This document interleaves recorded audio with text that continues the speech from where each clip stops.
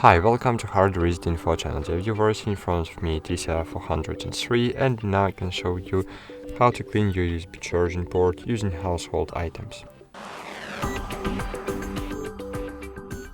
To do it, remember one rule: never use metal objects to clean the connector. Here you have micro USB entrance, and it's very you need to be very gentle with it.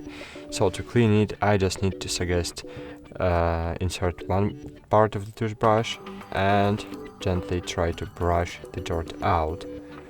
And you need to be really very gently, because micro USB charging port is the port you can very easy damage, so never use metal objects to clean it.